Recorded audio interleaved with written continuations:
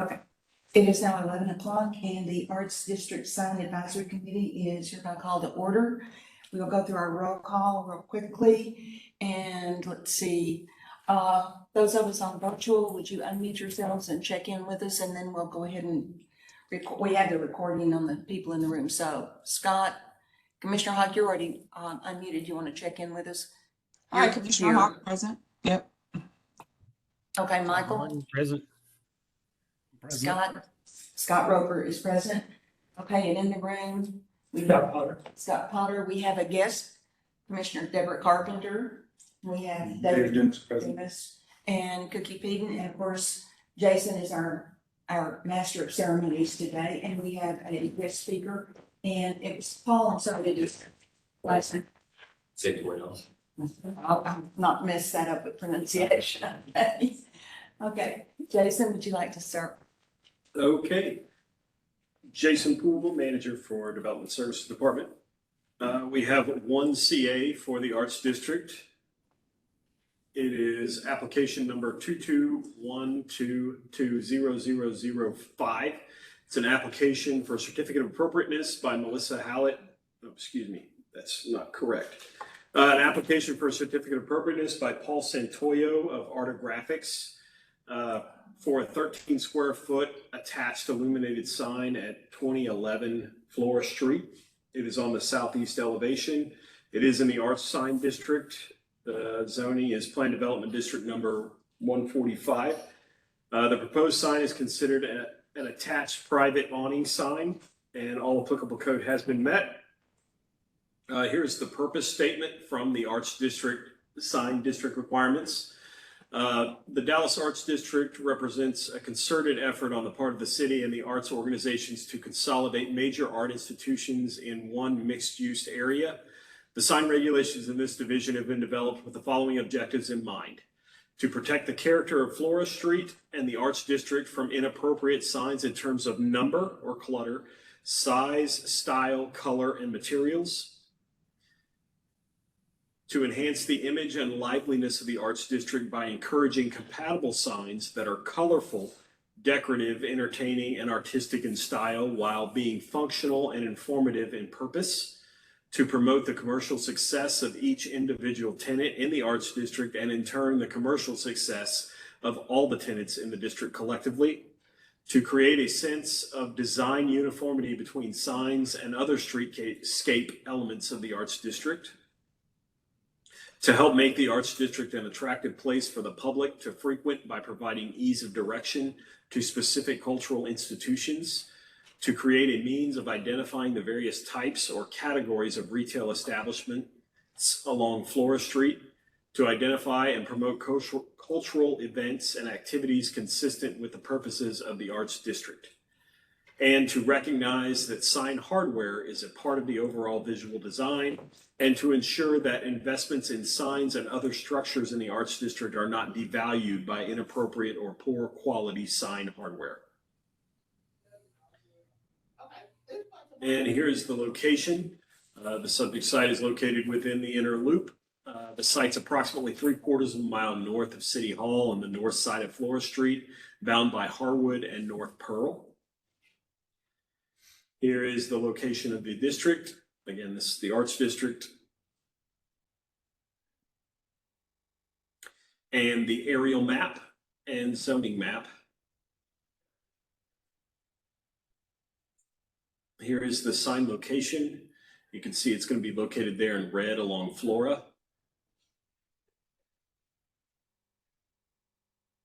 And the elevation, you can see the proposed location on the left, and then the facade elevation on the right. And the lease space they have at approximately 43 lineal feet. Here are the sign details. The sign is open-faced neon illuminated channel letters mounted on a raceway that's mounted on top of the awning. All the hardware and electrical components have been hidden. You can see the neon has PK housings, so all the electrodes will be hidden as far as all the wiring will be concealed inside of the raceway.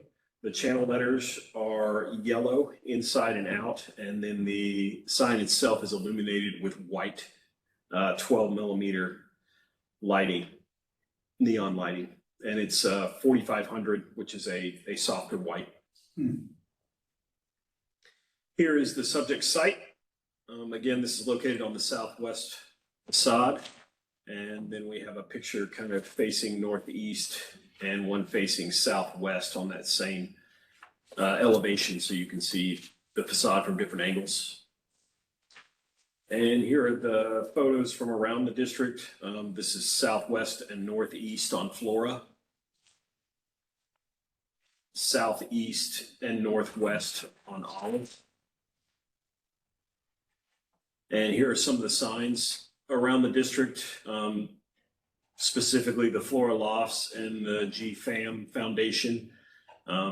Those are on this same side of the building as the pizza sign is proposed. Here's the Artisan and the Museum-y. And some of the cultural institution signs, the Crow Museum and the Morton Meyerson. Here's a Park Fast sign. It's at the corner of the building where this sign is proposed. And then we also have the AT&T Performing Arts Center canopy sign. And staff recommends approval. And I'm here for questions. Go ahead, Scott. No, I just had a question on the use of neon. I don't remember seeing this throughout the district previously. It looks attractive, but just want to make sure there's no development standard with the neon versus. Just that all the electrical components are hidden. Okay. Which that was one of the reasons for the PK housings. So all the electrical, the actual electrodes themselves will be mounted inside of the sign, so you don't even see the electrode itself. I believe the ordinance does allow, specifically it says that neon is okay. I'd have to pull that section, but something we've always looked at is the electrical components themselves have to be hidden. Jensen, just a quick question, because it's been a while since I read the entire ordinance pertinent to that area. And we had some questions in the past about coloration of signage in the district. What is the definitive statement on signage? Because every time I see the lime green park thing, it triggers that. And I'm going, I thought we had used muted, more neutral tones, the grays and stuff like that. So this is like the background is a yellow color. Do we have any restrictions on that? Because I can't remember what the whole game plan says on that. There are not any outside of that purpose statement that I read for the general arts district. Now, in the sub districts, you have A and B, and I believe there's a C now. Yes. Some of those do have color restrictions, like B. I believe the faces have to be white and the returns have to be silver. When we get into the arts extension, all the signs have to match. It doesn't talk about specific color, they just all have to be the same. And I believe sub-district A may have some color requirements on their detached signs, but I would have to look at that again. But color restrictions don't come into effect until we get into some of the sub-districts. I do remember at one time somebody put bright red lettering on the front of one of the, I guess it was one of the retaining walls at some place, and you guys had to go in and take that down. Because I just don't remember what all of the restrictions are. So this one is in what? This is just the general arts district. It's on the street frontage. Okay. Hey guys, I just looked at the ordinance and the only lighting requirements, it says no signs may be illuminated by an independent external light force. Okay. Yeah. Thanks, Michael.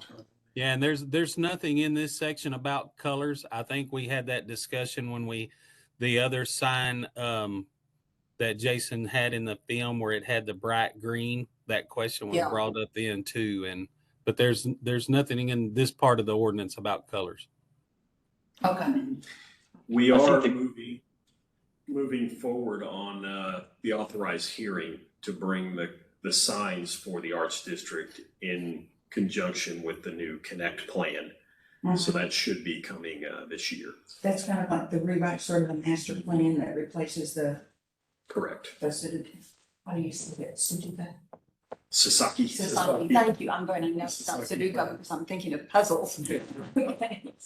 Okay, that was my question. Does anybody else have questions? I mean, I think I remember what we've kind of tried to do in this area is keep things on flora, facing flora, very subdued, more elegant.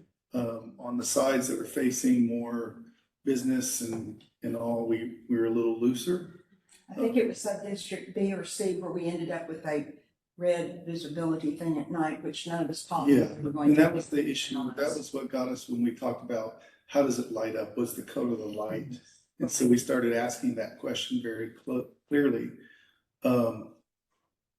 So my question is, again, it's a white LED, I mean, a white. It's 4,500 white neon. Okay, so it's kind of a warm Mhm. neon color. How much the face of the sign is yellow? Is that how we're getting this yellow? If you go back to the last one you showed. My understanding is everything on this sign is gonna be yellow except for the raceway and the neon itself. So go back to the previous yes. That So one. this is not exactly accurate in terms of there won't be a white, or is the white gonna shine through? The white is the neon. Yeah, Yeah. but when we see this lit, it's gonna be yellow Yellowish. because it's yeah. shining through a yellow material. No, they're open face. Like they'll have a plastic cover, like a clear plastic cover, but they are open face. You'll see the neon itself. So the neon probably Be picked warm. up a tiny bit of yellow. Well, once we it's softened. in the warm range, Yeah. so it'll have kind of a color to it. You'll see that neon day or night. It should appear white. Yeah, Okay. okay. Because again, there is no true restriction on color, but, you know, I know. I think we've been trying to hold the line and to meet the The goal, intent, intent, keeping it a very And- classic look. you know, and so I'm not opposed to the yellow in this, especially if at night it lights up white. It'll still have. Because I think that's sympathetic to what we're trying to do. Mhm. I guess the only thing is, this is on the same building with those other two white signs. Yes. Mhm. And then the one we had last time as well, it was a halo lit or reverse lit channel letter set Okay, for the golf. that's right, for the golf, I forgot about that one.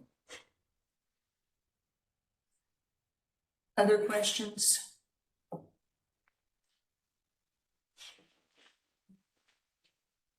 Any of our virtual guests, any questions or concerns?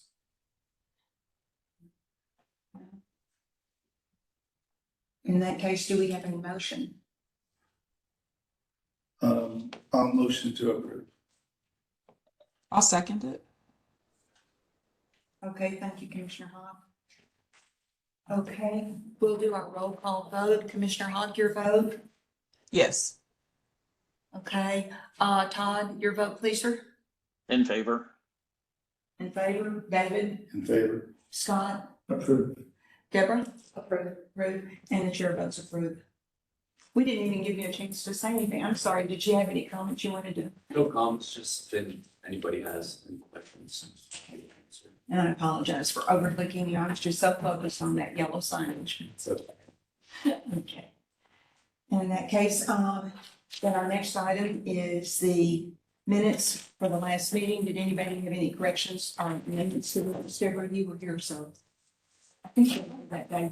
No, you came for the SSDSE, which was December 13th. Yeah, that was our previous minutes, yeah. Okay. Any corrections or additions to the minutes? I didn't see any. In that case, the minutes stand approved as stated. And we have any other business, Jason? That should be it. In that case, then we are dismissed at 11:14. Thank you, Thank you guys. so much for coming. Thank you, everyone. Thanks, Have a everybody. great day. Thank you, Paul.